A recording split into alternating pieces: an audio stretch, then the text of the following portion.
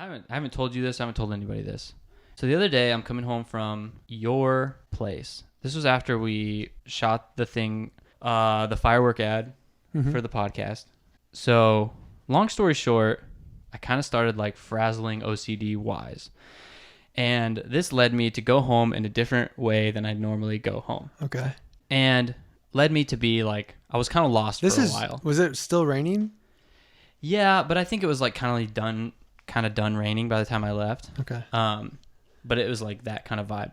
Anyways, at this point, I don't even know what, midnight, 1 o'clock in the morning, whatever. Anyways, so I'm driving home and there was like a bunch of stuff that kind of like happened. Like I saw a dog and I was like, oh, I got to try and save this dog. Then I couldn't find the dog. And I think he just lived in one of those houses right there. And you began searching for the dog? I went back. I searched for the dog. Couldn't find the dog. He looked like he was a pro though. Like he had done it before. Like I kind of like drove up and he's just like, I'm in the ditch. Just keep moving. Like, you know, he was on a mission too. You know? Mind your own. Exactly. Yeah. But I was like, who knows? I maybe should try and help this guy out. But anyways, I think he lived in one of those houses and he disappeared. So I'm lost for a while. And when I finally get like back on the right track and I know where I'm at, I'm going over like this bridge and there's a car that's like pulled to the side and I see someone out there, and as I pass, I'm like, that OCD stuff starts kind of like firing off and I'm like, I should see if they need help. Okay. So I take a big loop because it's a frontage road and I have to like find this whole way back. And so we need a hero who's going to save us. It's going to be me. And so at this point, like it takes kind of a while and I think they probably have whatever it is sorted out by the time I get back. Nope, they're still there. So I pull up. This is just like don't get stabbed handbook. I just threw that out the window. I pull over to the side and this guy kind of pulls up like, sweet, this guy's going to help or whatever. He like kind of walks up to the car. I kind of get out and I'm like, what's up, man? What's going on? And right away, he goes, hey, man, I know you from downtown. Which he did not. Like, I'm like, I'm never downtown. Like, there's no, like, you know. Dude, it felt like that was a red flag right there. Right. Like, it just felt, that's a weird thing to say, you know? Like, anyways, and I'm like, no, I don't know, man. That rule book has been thrown out the window. Yeah, it's out the window. I'm not paying attention to any red flags. Honestly, if there is a red flag, I'm leaning into it.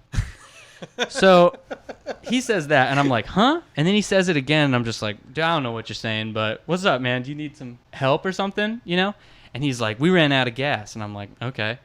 You know, and he's like, because we're on the frontage road, so he kind of tells me there's a 7-Eleven on the other side of the highway. It's not that far away, you know, like probably like, not even a quarter mile, you know? But it's like across the highway and like he could obviously walk. That's close enough to walk. Yeah. But I'm like, hop in, pal. So he asks for a ride. So he gets in. He's wearing sweatpants. I don't know if that needs to be said, but that's what's going on. Sweatpants, baseball hat, sunglasses at 1 o'clock in the morning. So we take this U-turn. We're on the other side of the highway because he tells me to take the U-turn. And I'm just like, okay, like it feels like we should have just taken the left. But we take the U-turn. I don't see any way to get into this gas station. We pass the gas station. And there's no entrance. I'm like, I don't know, man. I think we kind of, I don't think there's an entrance here. And like he all of a sudden goes, no, it's right up here. And like he gets mad at me. And he like looks at me like super sideways. Like he's giving me like death stare. And I'm just like, huh? Like it was crazy. Like it was like, wait a second. Turns out though, he was right. It was up there. Just I don't know how he knew this because no sane person would know that it's like 400 yards beyond the 7-Eleven is the second entrance to the 7-Eleven. So whatever. So we pull in. At a certain point too, he asked me, he's like, hey, do you have a gas can? I'm like, no, I don't have a gas can. I'm like, I guess it's not that crazy of a question, but I'm just like, this is your responsibility to get the gas can. So anyways, I pull in and he gets out and he's just like, okay, give me a minute, whatever. So I figure he's going to go in there, buy a gas can like a normal human being, come out, get some gas, and then who knows? Maybe buy me a Snickers bar. Maybe help me out a little bit. Like, hey, man, like, thanks so much for the help.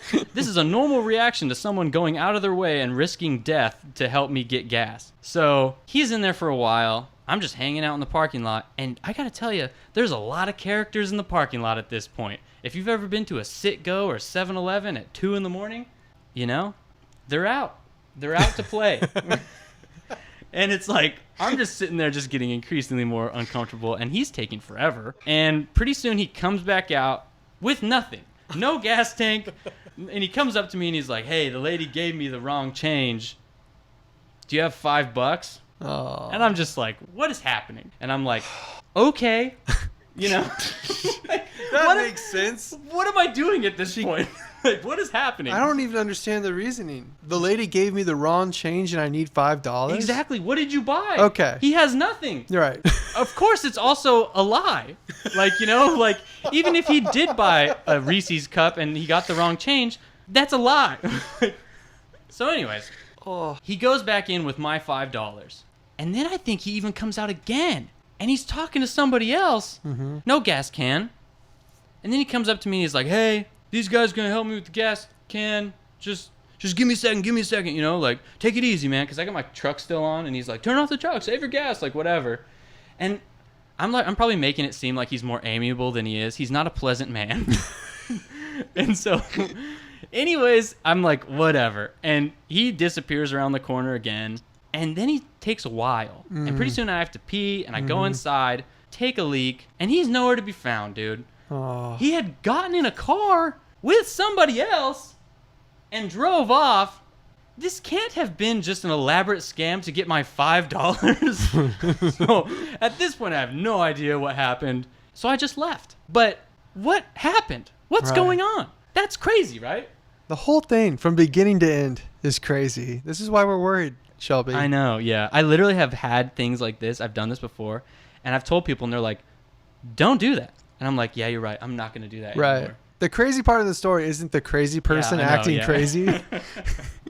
It's you risking your life like a thrill junkie or For something. nothing. For nothing. Like, I can understand if, like, it was, like, Oh. super dangerous and they, like, really need to be, like, if there was some threat. There was no threat. Right. He literally had to walk, like, a mile. Not even, you Yeah, know? Like yeah. I said, like, there was, you could almost see the 7, you know, whatever. So anyways, I was just like, what's happening, Shelby? What are you doing? Respect yourself. Mm-hmm. So that's where I'm at. Well, you know, you were trying your best, and you I were an was. angel that night. There you go. Yeah. Another perfect segue. We've done it again. The Black Angels. Mhm. They are an Austin staple. Mm-hmm. Psych rock fanatics. Mm-hmm. Really nice people. It was actually cool to talk to them because, like you said, Austin staples. And if you live here, you just kind of, they're orbiting around all the time, putting on shows and kind of doing their thing. Super nice to talk to. Yeah, they are. They're all really nice and like super friendly and cool people. It was nice talking to them in your living room. There was 12 of them, I think. Yeah. It was yeah, I think it was the biggest one we've done as far as just mic number. Yeah. 7 mics in. Yeah. And I had a mask on. So if Mhm. I sound like this, it's because I had a very tight fitting mask on. Yeah. I also had a mask on, right? Right. Yes. But yours was more normal fitting. Yeah. Yeah. Josh did have like a Bane style mask on, but it makes sense because most merely adopted the dark. He was born in it and molded by it.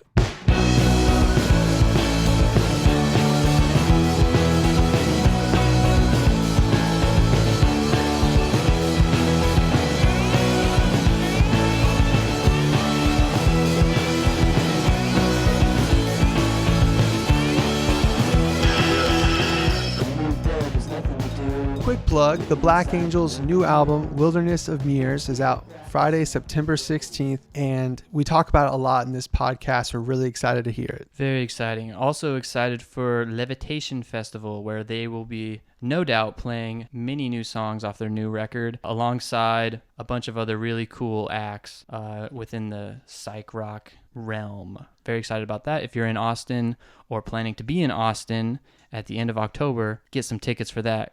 Our sponsorship today is by us, First Names. FirstNamesMusic.com. At First Names is a band on Instagram and Spotify. All the music you hear in this episode is by us. And if you like it, check us out on the streaming services. Yeah, firstnamesmusic.com is like the hub for all of our stuff, but you can follow us on Instagram at First Names is a band, and it's also kind of a hub. We have links to our YouTube or Spotify and everything from there. So feel free to check it out and, I don't know, come hang out or whatever people do on the internet. I don't know.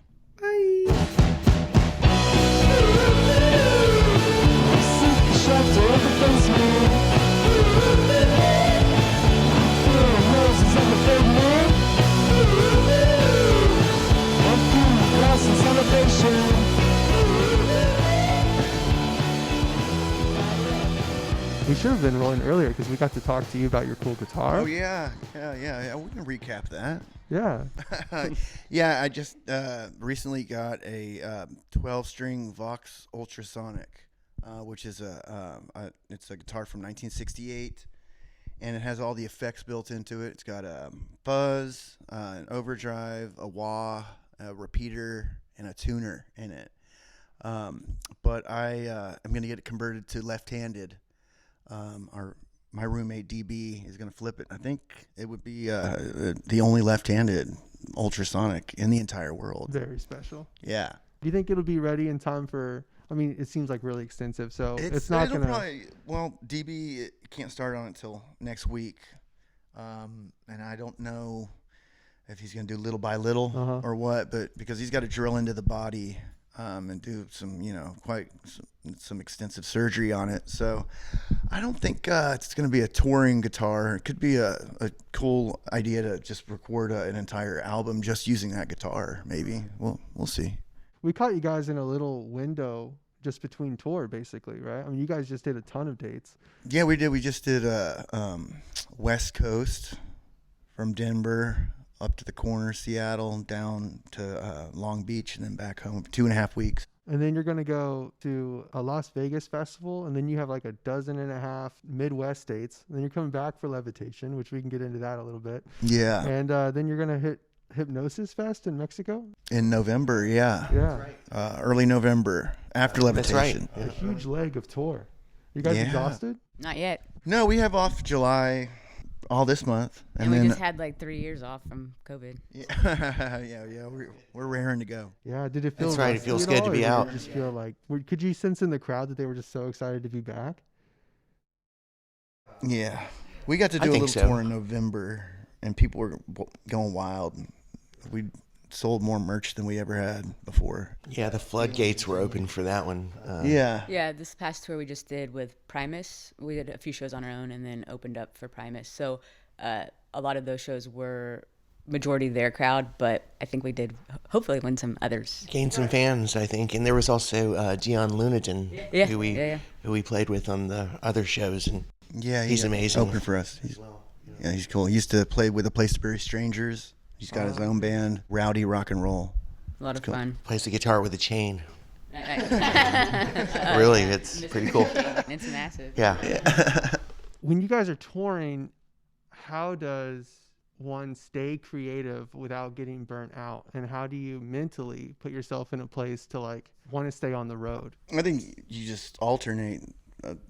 We were doing a record 1 year, tour year kind of thing. That's kind of how we keep it fresh. We're not on that kind of schedule now, but it's very cyclical. And I think pre-COVID, there was a point where we were constantly touring, and it's always so exciting to start the tour. You do reach a point where you're you start to get tired because you're mentally drained, and it's just go.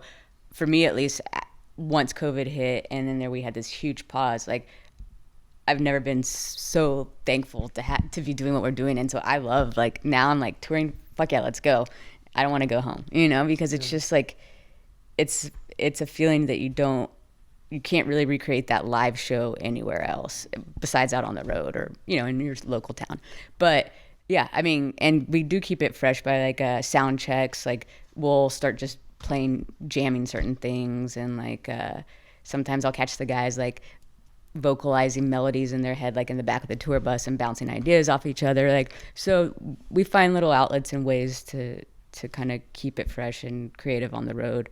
I don't know if I answered that question, actually. No, it's good. It also got me thinking about, did you guys watch that Beatles thing that came out or whatever? Yeah. Yeah.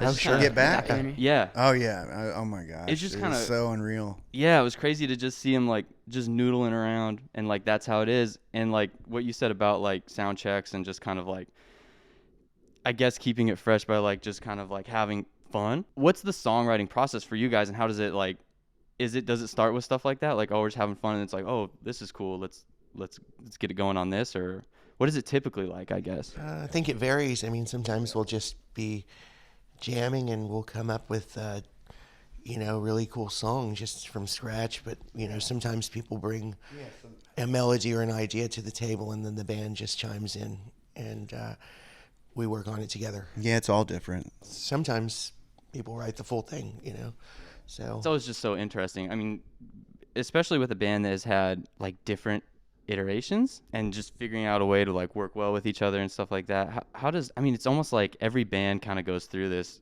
It seems like if you're going to have any longevity, there's going to be like situations where it's like, okay, well, this person used to play with us. Now this new person does play with us. What's the dynamic been like that? And how has the band changed over the years? Well, we've had a lot of members in the band. Mm-hmm. We've had a keyboard player who was no longer in the band. We had an original guitar player who's not in the band. We have people that were in the band that lived in Austin that were in the band before we made a record. I kind of use the analogy over and over that like it's, anytime you add a new person to your artistic endeavor, it's like adding a new color, or it's like adding a new ingredient. So it's going to be different, it's going to taste different, sound different. So yeah, I mean, like, I don't, without getting into how many people have been in the band, I mean, it just for us, it's always felt like we've had a sound and a specific kind of focus for what we want to sound like. And of course that evolves and it changes, and it should, you shouldn't be, I don't know, making the same record over and over and over. Right. But I think there's some kind of like radar that we just kind of internally have that's like, okay, that sounds like a Black Angels song, or it doesn't, or could we make it a Black Angels song? Could you maybe take this melody and sing it over something else that, so that's it's another way, that we kind of get to the end goal. So one of the songs that I really like by you guys is Rather Be Lonely. I don't know, it got me thinking about how there might be like, I don't know, just different ways to like, when something is a little bit different, how do you lean into it and stuff. So, and your single that's on the radio right now actually kind of like reminded me of it a little bit. Like there's a little bit, I don't want to like say what it is or anything like that, but it feels a little bit more like pop sensible or something like that. Mm-hmm. Did this new single, El Jardín, am I saying that correctly? El Jardín, yeah. Did it feel different at all when you were writing it? It definitely felt like it had like pop sensibility, right? It felt like, and I think that, a lot of people are turned off by the word pop, but, you hear that old thing where, what is pop music? It's popular. That's what it's from, and Beach Boys were pop music, Beatles were pop music, and at some point it kind of lost its luster of what that means and became a bad word. Right. I think maybe it's more upbeat and relatable and not as dark. Those are the adjectives that, I would probably use to describe it. If you're kind of trying to get more rounded with a description of a song. But songs like I'd Rather Be Lonely and these other songs, I think there's a bunch of songwriters in the band, and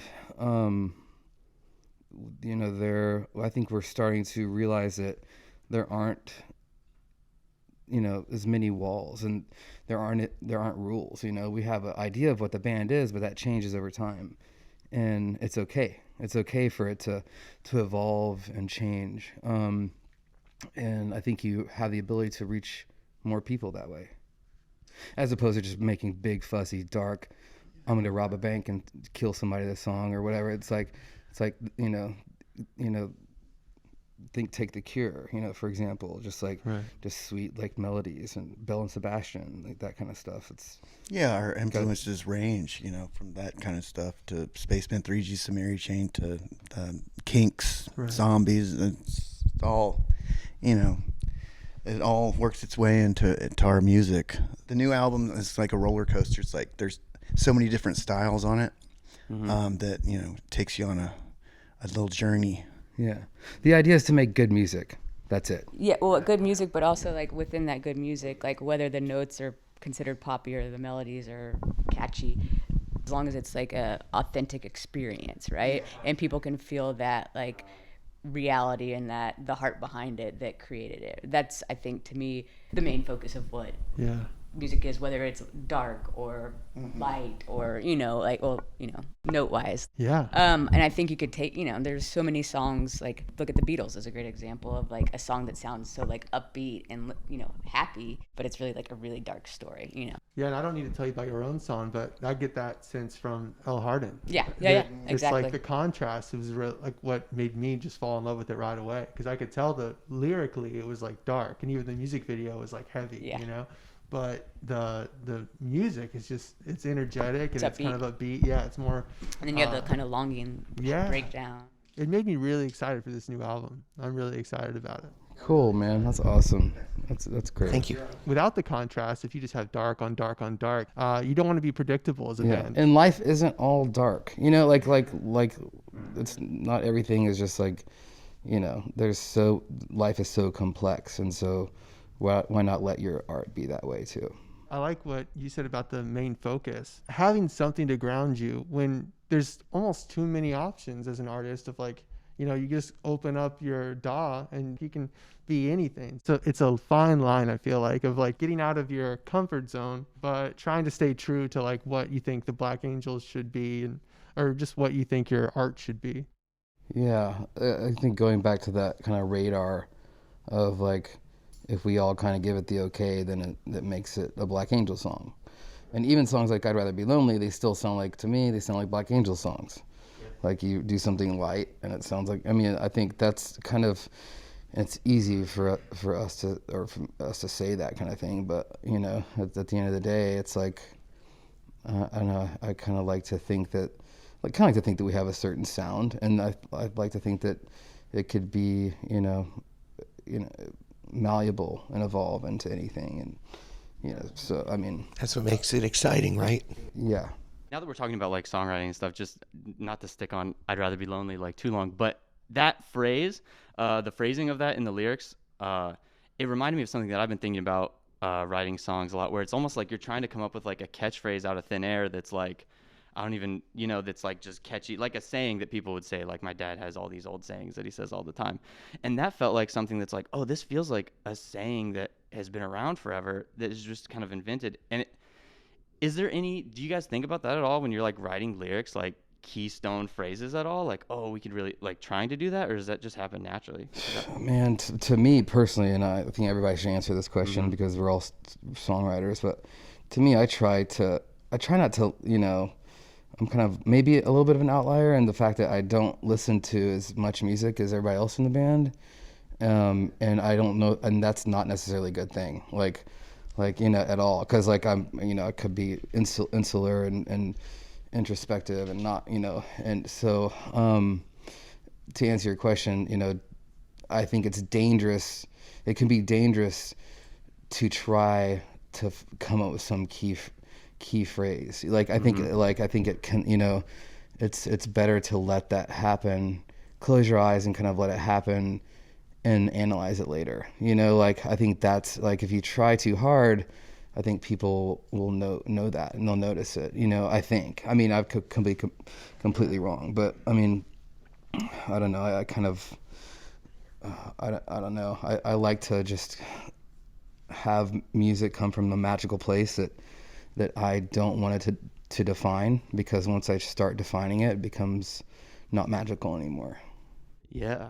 I was listening to a podcast with Neil Young just a couple days ago, and he was talking about like the best writers aren't necessarily writers, they're just like channels, and you're just waiting, you know. So one of the things he talked about though was like not getting too heady or serious about it, because then you'll scare it away. It's true. It's like a river. There's like this big ball of energy we talk about, that all songs exist in this like big ball of energy, or some people call it a river, and every once in a while you're able to tap into it, but it's always there, you know. And yeah, I think trying too hard is kind of can be dangerous. Yo. Yeah, but you know, but there's a lot of people. Just real quick, there's a lot of people who try really fucking hard to write a hit song, and they do really good job, and they fucking make a lot of money because they know they know the formula, and they know the cool things to say, and talk about their pickup truck, and they hit every single fucking like thing. So it's like, you know, that's, you know, sure, if that's the artist you want to be, you're welcome to do that. Like, I'd like to think that our music comes from more of a spiritual kind of place than that. It feels like it, for sure. And it definitely, like, you can tell by just like the amount of connection that you guys have, especially in this city. Like, people are connected to this band for sure. Like, it feels like a special thing in Austin that, you know, we have. And I don't know if you guys feel that, or if you just like kind of go along and you're like, yeah, we're making music that we love and this is great. But as far as a community thread, it's just special that we have you guys here. Yeah, thank you, man. It's really sweet. Thank you. As far as all of you guys being songwriters in the band, do you guys all tackle lyrics? Because there's like an apocalyptic sort of like cinematic tone to like your music, and has that been there since the conception? I think we have like 3 founding members here, right? Christian, Stephanie, and Alex. Yeah. We all tackle lyrics, and that's definitely a theme that's congruent since the beginning. Mm-hmm. And I know you said it's malleable and it's always changing, but I was just kind of like interested about the conception of the band and how much of that still is resonating today. That you guys, because we change as people, so I don't know how much that original inspiration since 2004, I guess, has been there. It's still there. It's always changing. We have this statement that we print on every one of our records. It's rethink your preconceived notions, question authority, and seek alternative methods for survival. And I think that is kind of the message that you can kind of like fit a lot of our song ideas into that kind of equation. Just opening up your mind and letting stuff come through, thinking things out more, and not just doing what you're told maybe, but think about why you're doing that. And so that's kind of the message of our music. We're messengers and observers on what's going on around us, and we try to report that and make sense of it. Yeah. And I think that's a thread from Passover to Wilderness of Mirrors coming out. That's always there. So, speaking of Wilderness of Mirrors, I watched a KEXP of you guys from like November of last year, and you said then that it had already been done for a while. And so, how long's it been in the tank? And Ramiro just walked in, if you're listening. And I did. No, he's been here. He's been here. He's been here. Ramiro, was he here? Were you here during the actual making of Wilderness of Mirrors? Yeah. So that's one of the different ingredients we were talking about. And even before we recorded the record, we had done, I guess, like demos of it. We worked out the songs for almost a year, I think, you know. Correct me if I'm wrong. Yeah, but I we think started at the end of 2019 recording, but prior to that, the songs we had been seeded. Yeah, we had some stuff set up at our practice space, and we kind of, I mean, they were pretty fleshed out by the time we went into the studio. But yeah, it was cool. We really marinated on the songs, and then going into the studio, that was a lot of fun too, because it was very. Whereas I guess usually you go in and just track whatever you had on the demos, it was still very alive, you know. Yeah. Every day we'd go in, and some of the songs on the record actually were written in the studio. You know, day of, we were checking the sounds, and then that's 2 of the songs. I think that's Empire's Falling and Without a Trace off the new record.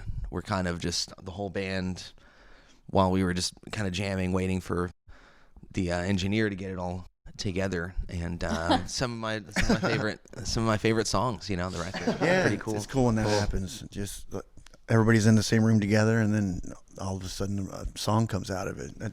It's pretty awesome. You say, hey, press record. Let's get this down. You know, let's get these ideas down. The magic, as Alex says. Yeah, that is kind of like channeling the thing. Like you guys are just playing, then also, oh, there it is. Yeah, It's yeah. Like, pay attention. Let's do it. That's right. Yeah. Okay, so Romero did just walk in, and we played a show with you guys, with you and the Rotten Mangoes. Like I don't know, Right on. like I don't know how many years ago now or whatever. But it's got me thinking about like the community of musicians, because when we played, I remember watching you guys, and I was watching you on guitar, and I remember we left, and I was talking to Josh. I was like, okay, we have to elevate. Like it really did feel like a thing where it was like, okay, like this dude rips, like I'm just saying, like, you know, like, and so creating and being around people like that, and then like it feels like, I mean, you guys are like that. You guys are playing with people all the time that are like great, and you guys are great. People want to play with you. I mean, do you think about it mattering, like who you guys are hanging out with and playing and being inspired by and playing shows with and stuff? Is that like a special thing to you guys? Yeah. Yeah, Yeah, I think so. Most Absolutely. definitely. Yeah. Yeah. I mean, I that's kind of a general rule for like life, right? Like surround yourself with people who are positive influences, who are better than you. Like I feel like whenever and same thing when Jake entered the band, like I felt like shit, I gotta up my game. Same thing with him when he entered the game. It's like, fuck, man, like I need to figure out how to, you know, play the guitar now, you know? Yeah, he made me practice a lot. Yeah. Well, it's just cool. Like it felt like one of those like touchstone moments of life. I'm like, oh, because music, you can be so insular, you know, you can like just go in your own cave and like create. But then when you go out into the world and you like, you know, connect with somebody who's like ripping, and you're like, oh, dude, like, okay, I guess I gotta Yeah, get it serious. can be so you know? inspirational. Yeah. Yeah, for real.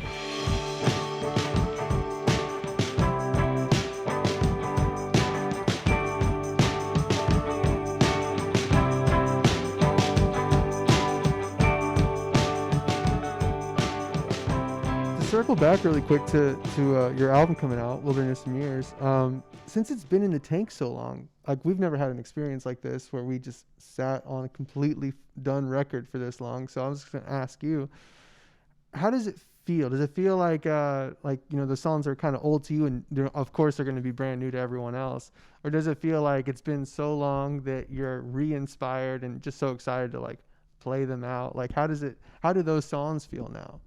Yeah, I fall personally in and out of love with anything that I create. Like there's times where I'm like, oh man, like I hate it. I've heard it too many times. It doesn't mean the same thing. And then I need a moment away from it, and I need to have conversations with people about it, understand it, and like that's me. And then, you know, usually I come back and I like it. You know, I mean, that it's like if it makes a record, at one point we all believed in it. So that's like something that is one good truth. But like, I mean, what's everybody else think? I personally, I've probably listened to the record 3 times since we called it done and mixed it and everything. So it's still kind of, for me anyway, it feels kind of fresh in my mind. I mean, I know the songs pretty well by this point, you know, having mixed them over and over again and played them, and you know, we play some of them live too. So, but that being said, it's still relatively fresh in my mind, because there's some songs I actually haven't listened to since we mixed. Yeah, I've been listening to once the album's, let's see, we're saying mixed and mastered and kind of put to bed. I don't listen to it until we start prepping for tour again. I mean, I listen to it maybe once because for interviews I'm like, just, you know, especially now when it's like they're happening years later. I'm like, shit, what's the album order again? But Yeah. I know. But yeah, I then before a tour, a few months before a tour, I'll start listening to it again, and I do get excited. I'm like, oh yeah, okay, this song. I'm so pumped to play it. Yeah, we And made it's- this.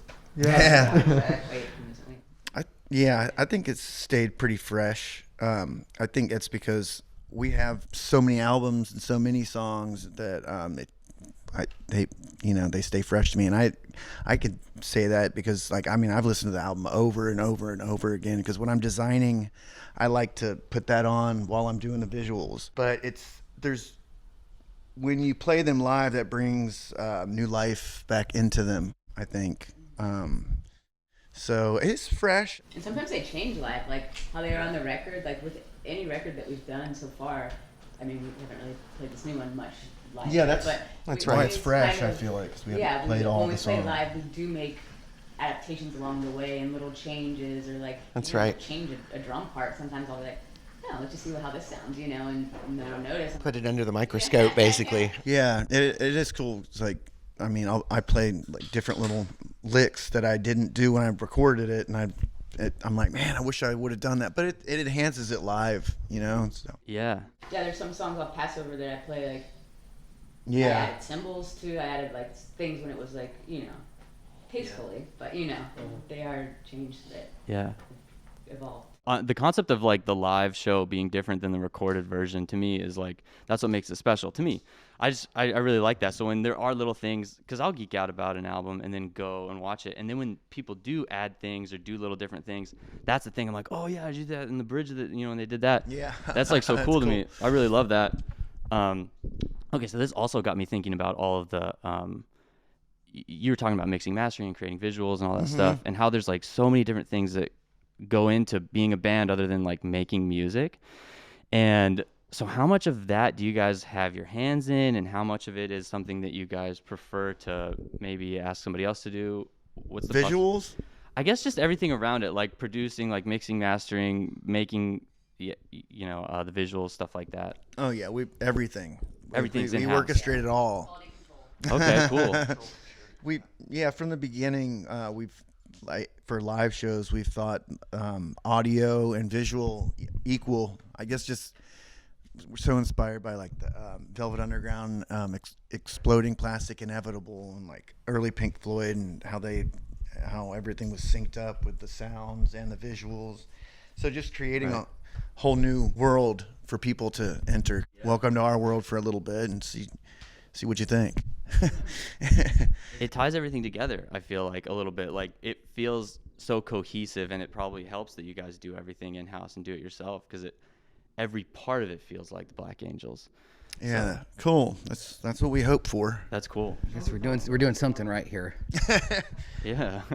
Shelby talks about this a lot with our band, just like how the best thing we can be is the most us. You know, that's because that's the only thing we can really offer. So I feel like it's hard to not farm out stuff really, because it's like more work for you. It just takes a lot of time. Yeah. It's so easy though, just to be like, oh, have them do it. Yeah. Right. That's like the easy way out. Yeah, we have done that with videos, and we don't find a very good success rate. Yeah. with Oh, that. really? Yeah. Okay, yeah. Yeah. Better to have your hand in it. Yeah. Yeah. Yeah, for sure. Yeah. How do you hand like a piece of art off just to somebody you don't know and have them like finish it for you? Right. And you know, like that's just like, you know, and there's some situations you have to do that, like, you know, in the mixing world or mastering, it's like we can't all fly out to California and be peeking over the shoulder of the guy who's you know, mastering the, you know, the record or whatever. But yeah, like it's definitely a quality control thing, and it's not like I don't know, it's not something that it's like, oh, you know, a trust thing. Like, we don't trust anybody. It's just like we have a vision for it, and we might as well just do it ourselves, kind of. Yeah. And it can be frustrating, but it's also like, how is anyone else supposed to see what you see? How is anyone else supposed, like, I feel unfair sometimes when we try to work with somebody and they give us something back and we're just like, this isn't at all what we wanted it to be. Yeah. But then It it's like, how could sucks. they know? You know, so it's better just to learn the skill and do it yourself, it feels like. Yeah. Yeah. We made our last record in Austin with a buddy of ours, and that it reminded me of when we made our first two records in Austin. We kind of were there, and we had tons of time to make all these decisions, and I felt like we had more of the control in our hands as opposed to hiring a big shot like producer, which was great when we did that. We learned a lot, but that's something that was really fun for us to go back, do it in Austin under our watch and under our umbrella, and kind of make the record we wanted to make. So Wilderness of Mirrors. correct. Right. Yeah. Cool. I'm just going to keep saying it. Yeah. Plug it. Do you know what, or do you mind saying what studio you recorded it at? It's called Space Flight Oh, okay. Yeah, it's called Space Flight Studios. I've at least like heard that somewhere. That's Yeah, cool. yeah. It's just a small little studio in Cherrywood. Okay. Yeah, Are you guys like tape people? Yeah. yeah. Right on. Not just because of like the sound. I think it helps for a better performance. Okay, yeah. And Limits you. yeah, it limits you, and therefore it's more human. I feel like digital. I feel like you can just keep doing it over and over and over if you want. There's no like limitation. But we like to record in the same room together and get it down on the tape, the foundation, like the drums, bass. Mm-hmm. Of course, we'll lay guitars back down over it, and he'll sing again. But the foundation we like to lay on tape. So we really, I mean, we'll play the song, 30 plus times until we get the take, and that's what tape I think lends itself to. It's the human imperfection. It is the beauty of it. Yeah, it's definitely a hybrid. We don't do every single thing on tape. Right on. There are certain manipulations too that you can't do, in a digital medium. It has to be a physical thing to vary speed a guitar or, flip it. I mean, there are certain things you can reverse digitally, I guess, but there's also, making tape loops or, just creating a sound you couldn't get otherwise. If you slowed down a piano really low or something, kind of stretches it out on the tape. So Like it has its own unique toolbox that you Yeah. can't really get somewhere else. yeah, exactly. That's cool. I actually just got a tape machine and it doesn't work, and my mom got it on some auction site, but I'm trying to like get it up and running, one of those things. Do they ever work? I don't know. I don't know. Ramiro would take some of our songs home and just do these weird experimentations, like play the piano backwards and just do all these weird, crazy loop things, and it was really cool to have him be excited about doing that thing, and having the knowledge to do it, and that was really lent itself to having the record be even more, just interesting. Reverse reverb's another one. It's a cool thing. It's kind of like that poltergeist sound, right? Yeah. Love the way the drums and bass sound with tape as well. It seems like they're, richer. Yeah. I don't know if that's just me, but No, that's it's hard. Yeah, it's hard to beat that. Well, so much of the digital is just trying to mimic that. Yeah, You know? right. When you guys released this single, I think it was received really well. Like, I hear it everywhere. I listen to it a lot. Do you guys have plans to release another single before the album comes out? Yeah. It's coming. Yeah, on On Tuesday. Tuesday, a Oh, song okay. called Firefly. Oh, okay. Yeah. Oh, nice. We're actually doing 4 singles before the album comes out September 16th. So Nice. song 2, Firefly, for July, and then another for August and another in September. So it's a little tease lead up. Do you guys pay attention to any of that stuff, like how well things are received at all, or anything like that, or how much is getting played? Do you guys pay attention at all? My wife does, and I just sit in the background and listen to her. But yeah, but yeah, I think it's good to pay attention, right? Yeah, it's good to. I have a hard time doing it because it could feel ucky sometimes, Yeah. or I don't know. It's definitely good to do that, but to each his own. To each her own. That's if I don't know. Sometimes I just don't fucking care what anybody else thinks. Does it really matter? But of course it does. But I don't know. I go back and forth. Yeah, of course, if our song had like a billion views, I'd be like, fuck, that's awesome. That's great. And I'd want to know. But like, if it doesn't, let me know when it does have a billion views, and I'll get super excited about it. But it can be unhealthy, I think, too, Yeah. to always be judging your value off of what other people say. Like that's, because again, I'm doing this to make music that feels good to me. It is a balance, though, right? It's Because a balance. when I think the realization that, like, I don't know, being in a band, you kind of have to come around to like, oh yeah, it'd be really cool to be able to do this. And like right now, me and Josh, we just like work jobs, but we play music, and we're just like, yeah, it'd be great to. But you have to, like, at the end of the day, just be stoked on your own stuff, I think, because then you're more likely to push it and be excited about it being on the radio or whatever, But you know, the balance of it is like, yeah, but it'd be really cool to not have to go to work, you know. So like, trying to figure out how to like pay attention in the way that you Yeah. can do it for a living too, you know. Yeah, for sure. You're right about that. It's just an interesting tightrope walk, which I feel like Yeah. music just is all the time almost. Sometimes I go out and I'll see a show and I'm like, this is the coolest thing I've ever seen. And then sometimes I'll see a show and I'm like, this is the most uncool thing I've ever seen, you know? And it's just so weird how it can feel like that. Yeah, both yeah, you can things. tell immediately. You know, Yeah. it's like, yeah, is it soul? Is it soulful or soulless? Yeah, maybe that's it. Maybe that's the thing. It's like, it's really, You know, it's real or fake. You know, that might be it. we don't ever try to force anything. So Yeah, I think that's, you know, like we said earlier, just like channeling, you know, that's Yeah. when you get real stuff, which is weird because so many things in life are like that. Like the harder you work, like the worse it gets, you know, which is like feels counterintuitive. you yeah, know? yeah. I want to touch on like equipment because we're kind of geeks on this kind of stuff. Is there like specific pedals that you guys like to use all the time that you're using right now? Like instruments that you guys are really into, like as far as specific guitars or specific, like, I don't even know, even mics or something like that you guys use for recording and playing live that you like talking about? I mean, I love my 345 Rickenbacker. That's the guitar that I had that started the Black Angels in 2004. And there's just nothing like it with a Fender Twin Reverb Yeah. and the Rickenbacker. I'm obsessed with John Lennon and the Beatles, so whatever he got, I got it. Yeah. Yeah, so you know I've got a Casino and Country Gentleman, so several Rickenbackers. I feel like Ricks almost more than any other guitar have like their own like, oh, that's a Rickenbacker. you know? They really do have a unique sound. You got to tame it. Some people Yeah. don't like it, but It's a little jangly. Ramiro has one as well. He's got the right idea. That's right. I got a couple. I just like to get the richest sound I can get. You know, I use a Dallas Rangemaster pedal. That's kind of my secret weapon. It's not so secret now because I gave it out. But and Gibson 335. I mean, twin reverb. You know, pretty easy. What does that pedal do?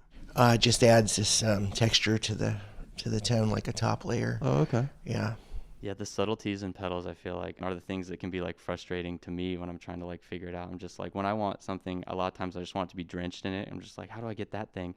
But so many pedals, it's like, yeah, but if you get just a little tweak of this and a little tweak of this, and it's a whole world, man. I admire Christian because he's always experimenting with new pedals and always researching and finding cool new sounds, you know. Yeah, it's like paintbrushes or something. Like what else do they have out there?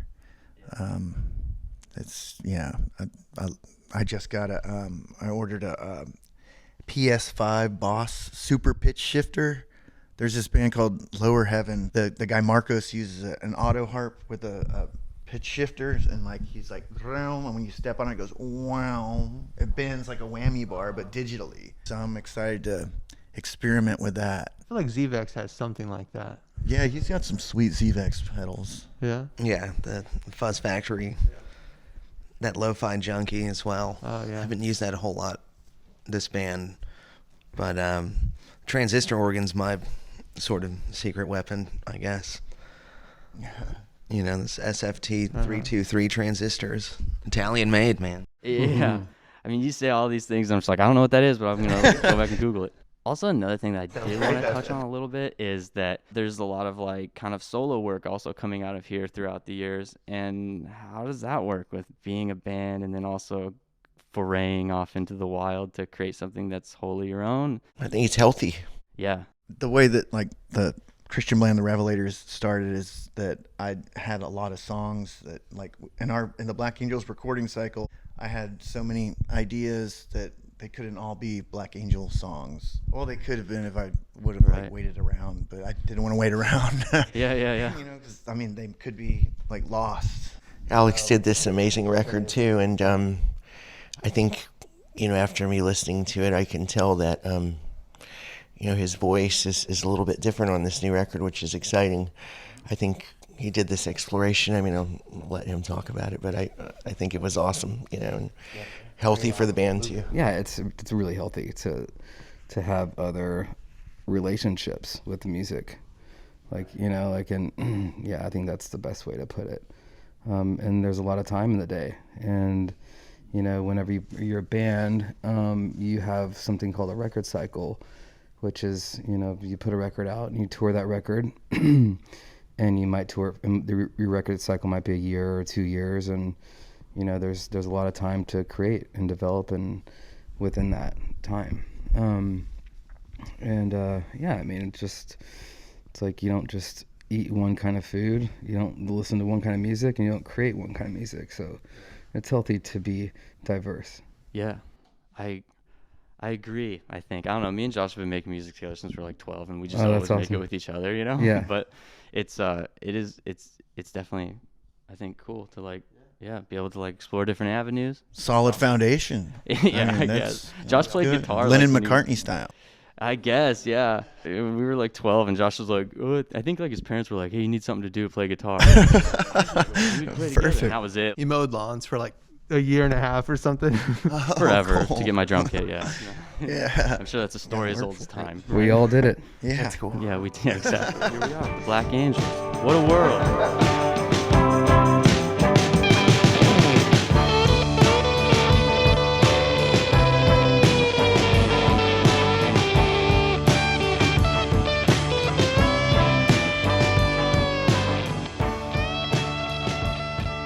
You guys are so prolific. I mean, you just played a show with your side band. I'm talking to Ramiro. He's in the Rotten Mangoes. And so how did that go? It went well. We played it was a special show. He just played surf rock songs, Oh, yeah. which is cool. 'Cause we were playing at the beach, you know. Yeah. Oh, cool. Fit right in. Yeah, it was awesome, man. Like Alex said, I think we're always just all keeping busy. We like playing music, you know. That's why we do it. So just play it as often as we can. Jake, do you have a side project? Oh, he's got a couple. You know, I'll play with anybody really, you know, and it's just the language of music, and you know, if it makes me a better musician, and I like to explore with other musicians, and you know, We used to go watch this band called The Ripe. that's right, The Ripe, yeah. And also in a Love cover band. Right, Which is I amazing. did Forever Changes, the whole thing, and I play with you know, a couple singer-songwriters in town just to do something different, you know, keep excited, you know. Stephanie, do you play with anybody else? Myself. Yeah, I do write, but I write for I guess I'm too shy to put anything out. But maybe with Ramiro soon I will be. That'd be Yeah, cool. maybe so. Yes, but yeah, I write. Do you write on guitar? Or? Yeah, I go piano or guitar. I'll usually start with that, and then kind of hear a melody, come up with a melody, and then kind of grow it from there. Cool. But I can only do it like by myself, as I hibernate by myself for like a while, and then I come out of it, Yeah. and then hopefully have a song. Do you guys all have like a version of a home studio? I do. A version of one. Yeah, I have a version. Do you guys ever like send each other tracks like that? Or I know you go when you guys record like on tape, you guys like are together in the same room, obviously. Yeah, we have a Dropbox where we can put ideas. Oh yeah. Yeah. I just love hearing how different bands work. You know, this is kind of a big band for like 5 people. You know, a lot of bands we interview are like 3 or 4. You know, so I just do it on my phone, you know, the iPhone, Oh, yeah. and that's it, you know, and bring it to a professional to record, really. But everybody else is different. Yeah, Ram has the most fleshed out studio. Yeah, I've got a couple tape machines and a couple soundboards, a couple mics. Alex and I send stuff back and forth to each other. You know, I just found out how to sync tape machines to a time code, and I really don't use computers, so I have Reaper as my software, but there's a time code generator on there, and so if Alex sends me something on the computer, I can stripe it on the tape machine and then record everything and throw it back, and it's still in sync to his.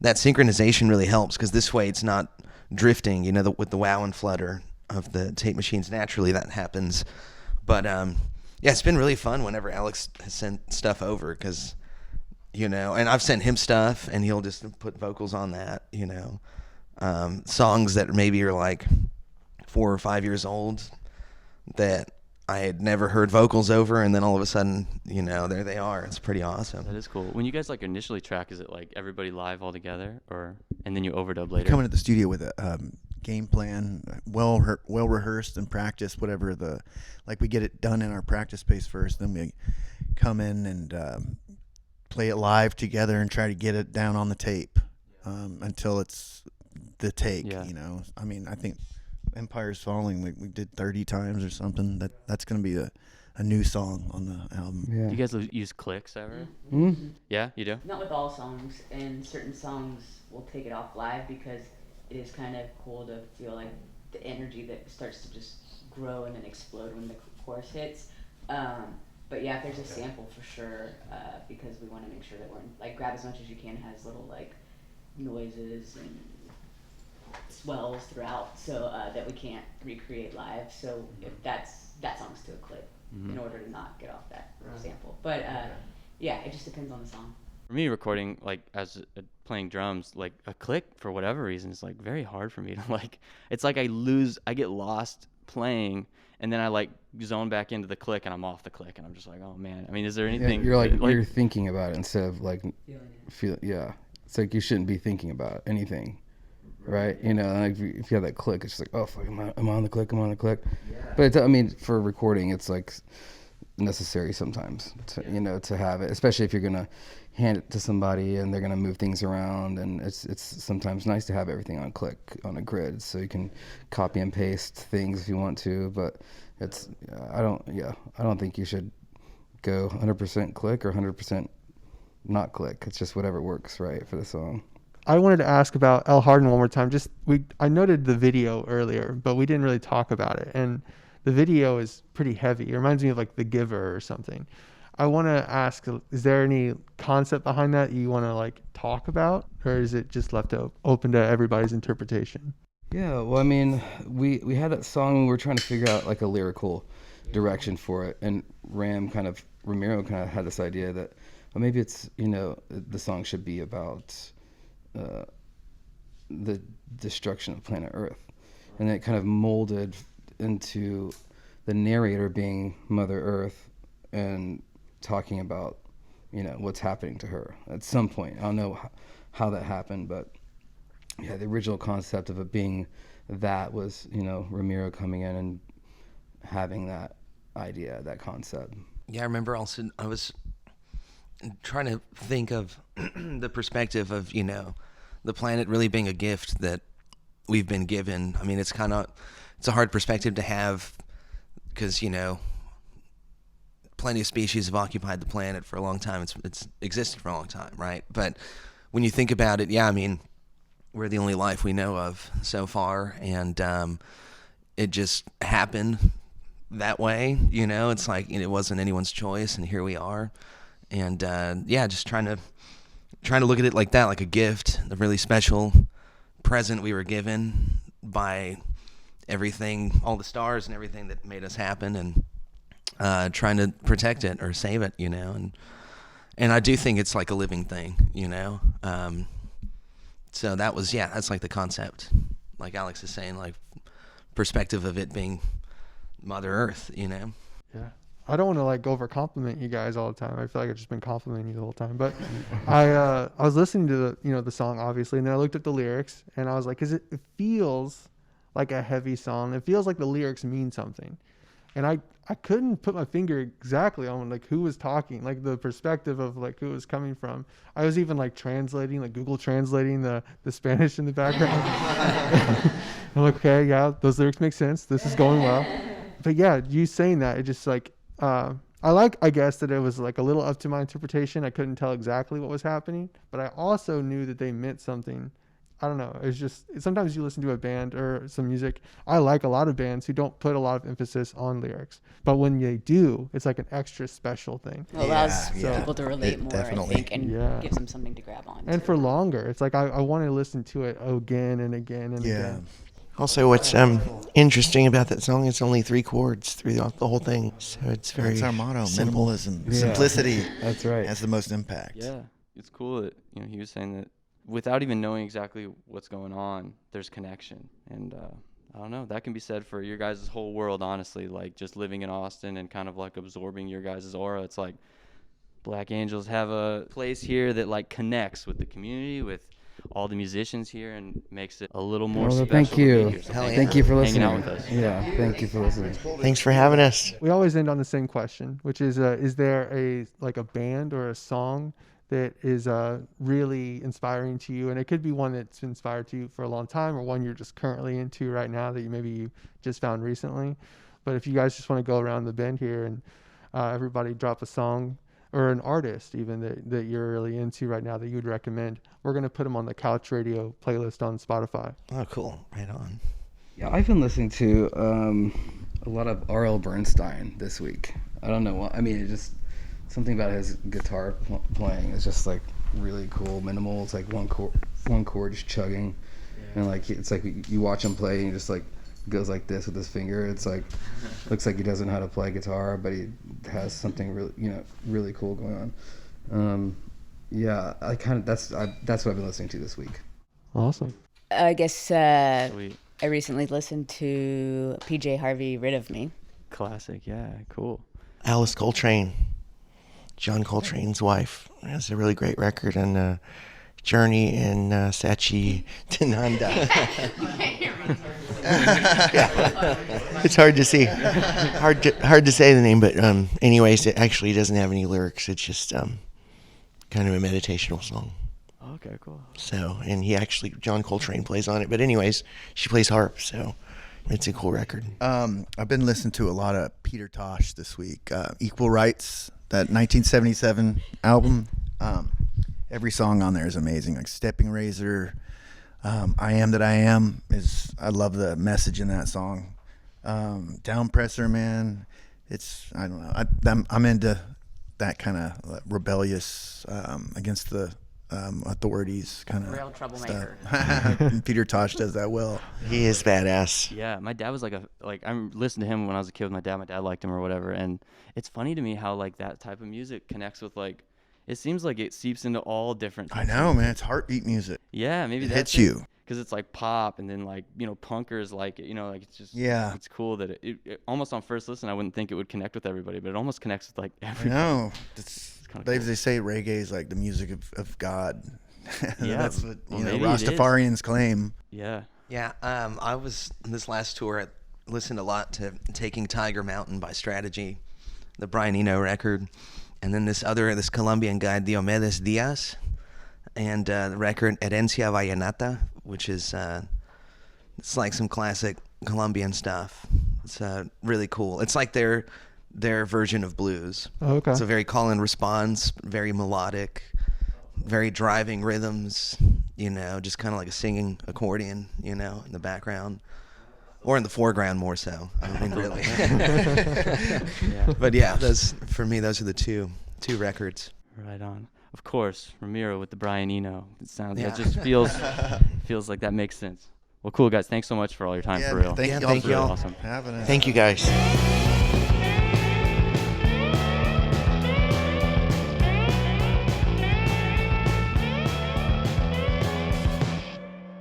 See someone just doing a backflip in the gymnasium, and you're just like, are you talking on hard earth? Yeah. In Chuck Taylor's? I was always impressed by it, and I think I was just like, man, I would like to be able to impress myself.